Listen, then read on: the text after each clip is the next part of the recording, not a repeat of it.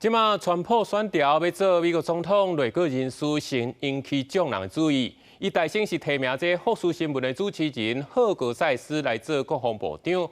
伊毋但是非将官出身，嘛无国安经验，是引起众人质疑。过来就是提名这夏威夷的州政总议员来做加巴德来做国家的情报总监。这加巴德同款是嘛无这情报背景，毋但是互乌克兰指名。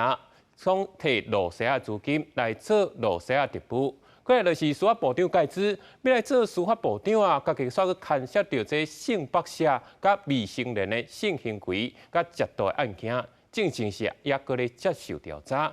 那样上新公布这卫生部长小劳勃甘乃迪，伊是长期反对去做新冠的预防针，不只讲可能会致命，搁世界宣传讲这根本就是医疗阴谋，引起公论。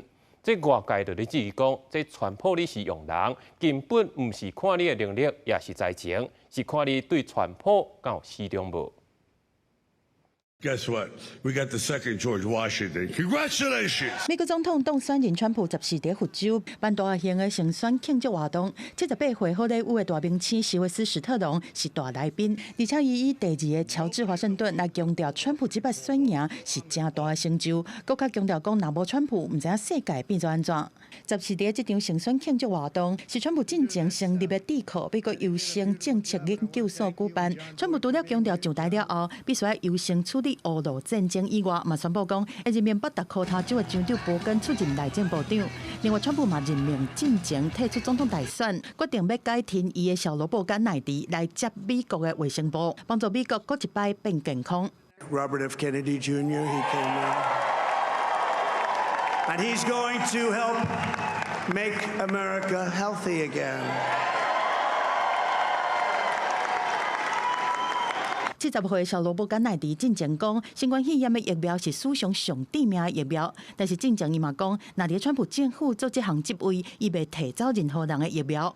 小萝卜甘乃迪要来换的卫生和公共服务部是正大的单位，日控日数在今年的预算是3.09兆美金，差不多等于是联邦预算的22.8%。另外14来参加川普竞选活动的，还有另外一个来宾，就是被叫做阿根廷川普的阿根廷总统米雷伊。Que son unos verdaderos gigantes, por la remontada política más grande de la historia, enfrentando a todo el establishment político, incluso poniendo en riesgo su propia vida. 阿根廷总统米雷伊认为讲，川普选赢是阿根廷在经济和外交顶悬的机会。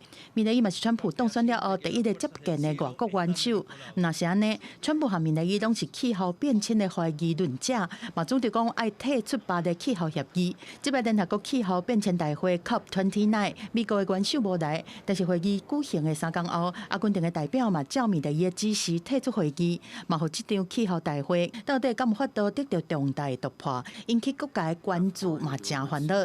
公司新闻新闻部的编译。